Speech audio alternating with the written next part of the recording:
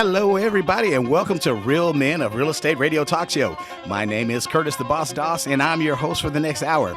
I'm a real estate broker in Southwest Riverside County. I've been doing real estate for over 15 years. I sit on several boards and committees, and I'm an instructor for the California Association of Realtors. Because of all my real estate involvement in so many areas, I have earned the nickname The Boss. And today I have a very special guest in the studio, Steve Matley. Now, you probably remember Steve as one of the original Real Men of Real Estate television talk show. Steve and I have been friends for about 10 years, and just a little bit about Steve. He's a residential contractor. He's also an agency construction manager, developer, investor, land acquisition and entitlement expert, and an educator. And at this time, I'd like to welcome Steve Matley to the show. Welcome, Steve. It is such a privilege to sit here next to Curtis, the Boss Doss, on Real Men of Real Estate. Thank you, sir. And today, I want to talk to Steve about investing and going through some of the different aspects of investing. So first of all, Steve, tell me a little bit more about the areas that you were involved in with investing.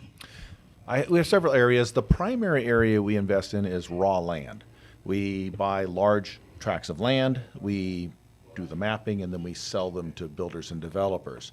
We have done commercial as well. Mostly it's for R1 single family, and the only reason is that's the highest demand item out there right now in real estate. As you know, the single family home is gold. Absolutely. And so with that, wanted to delve into your brain a little bit and talk to you about some of the ways you can get involved. And I wanted to also ask you about from the basics. So if you're just a basic investor, what are the two types of investors? Well, okay, there's multiple types of investors, but I think what you're referring to is the two classifications of investors. Correct. From a monetary standpoint, according to the IRS. Exactly. And that is an accredited or a non-accredited investor. Okay. Okay, so accredited investors pretty much know who they are and that they're accredited, because to be accredited, there's a definition of that. And it changes from time to time as the dollar values are worth different amounts. I believe right now it's $200,000 of net income or $1 million of net worth, not including your primary residence. That would make you an accredited investor. And the non-accredited investor would be someone that does not have that. So they're investing and they have less net worth or less net income every year.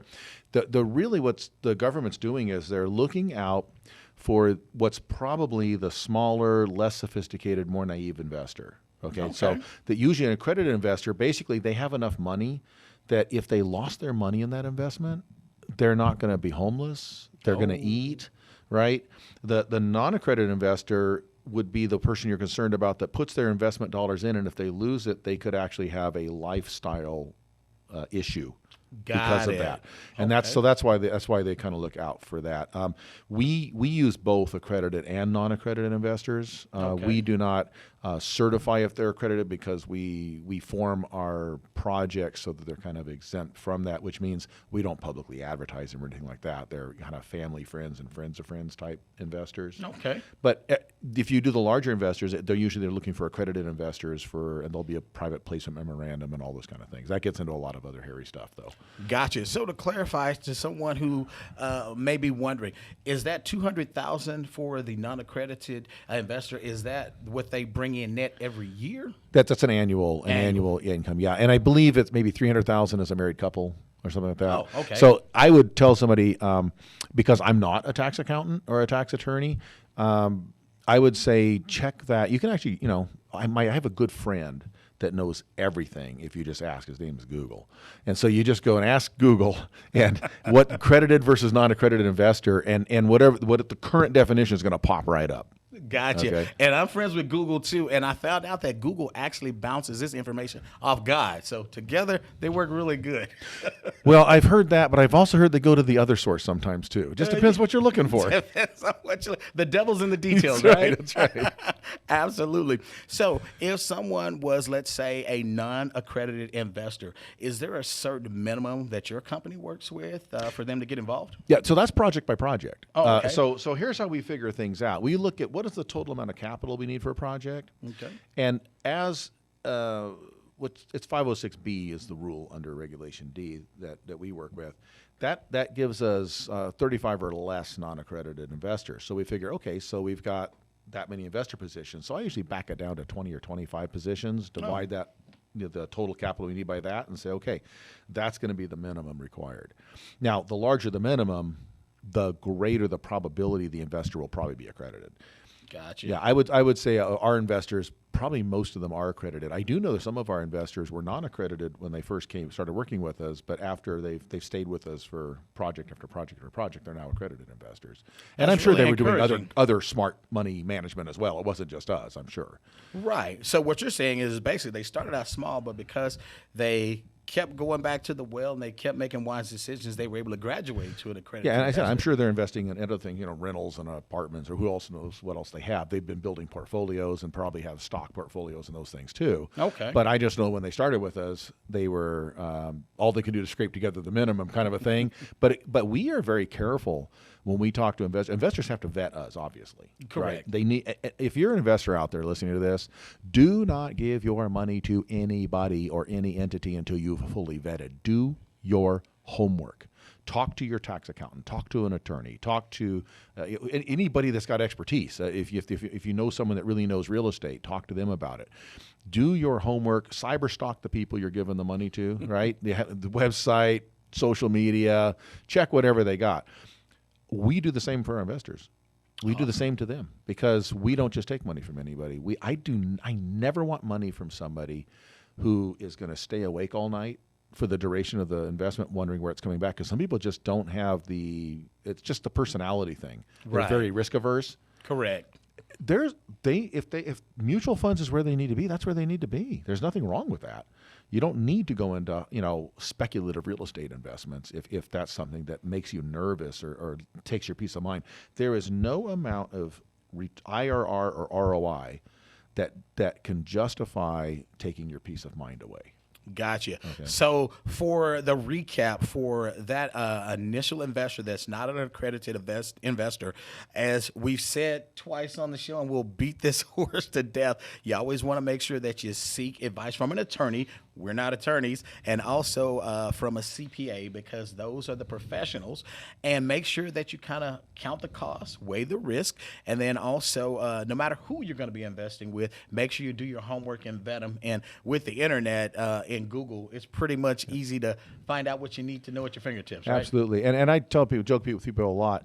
I am not an accountant. I don't have an accounting degree, but I always considered I got a CPA because when I graduated, I couldn't pass again. So. And I'm not an attorney, although I do play one on TV. No, just kidding. So definitely check with the professionals before making any investment. And Steve, you brought up a good point. You don't want to invest with someone that's going to be worried and up at night worrying about the fund. So again, if you are going to jump in and go with both feet into it, you want to make sure this is money that could possibly not yield a return that you're looking for. You could lose your principal. You could lose your principal. That's just the bottom line. If that wasn't part of it, why would there be an upside? Why would there be money to be made? So people will sometimes talk to me when we talk, they say, is there any guarantees? I say, yeah, the guarantee is there's no guarantees. See, because we don't control the universe. Now, correct. I did once buy a universal remote control, and I was very disappointed. It doesn't actually control the universe, not even remotely. You fell for that too, right? I'm very disappointed. So because of that, life is full of risk. And that risk is usually commensurate with the reward. The greater the risk, the more the reward. That's also when you get with the non-accredited investors, one of the concerns is, I don't want your grocery money. I don't want your mortgage money. I don't want your kid's college fund. I don't want your retirement account. Now, if you have a self-directed IRA that is designed to invest in things like real estate, that's fine. Okay. Don't go borrow against your company 401k and pay all the interest on it in order to invest in a deal over here that you could lose because you owe that back. Got it. So be smart about it. Be smart about it. That's right. And only invest money. Don't go borrow money from your brother-in-law to go invest, okay? Only invest money that you have and you know there's a chance of losing it. It's like anything else. So gambling's not investing at all. Right. But if you're going to go to Las Vegas for a weekend, do you take your grocery money and go out there and put it in a slot machine? No, you gamble responsibly. Yes, you take the money you saved up specifically to entertain yourself. Right. And you use that, and when it's gone, you stop. Exactly. That's all the money you had to entertain yourself, and that's what you did, right? Gotcha. So investing, Absolutely. you put the money in that you could afford to lose if you need to, and if it does come back with a big return, you're dancing in the street, you celebrate, you share it with all your friends, and if you lose it, you cry a little bit, and you say, "Well, darn, that didn't work out very well." But if you're a mature person, you say that was the risk I took. Now, I am proud to say we've never lost $1 of investor capital. That does not mean in any way that could never happen.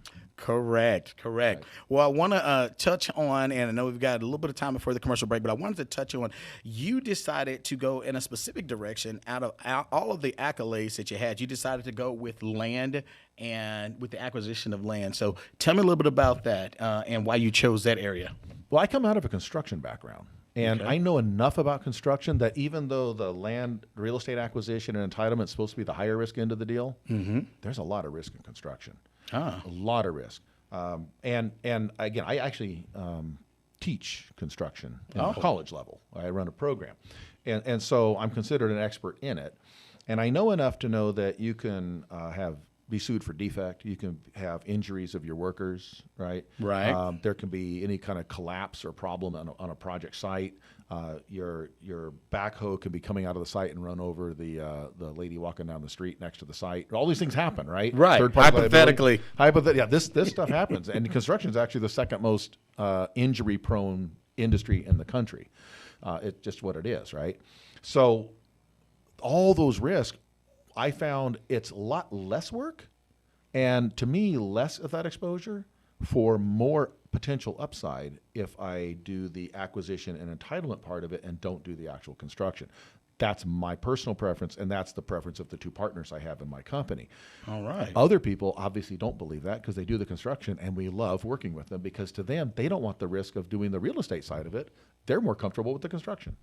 Okay, perfect. So that gives us some direction as far as why you chose the direction that you chose, and it'd probably be one of the directions that most of the initial investors will want to go in. So my joke is we do it because we're greedy and lazy. It's the most amount of money with the least amount of effort we can figure out, honestly.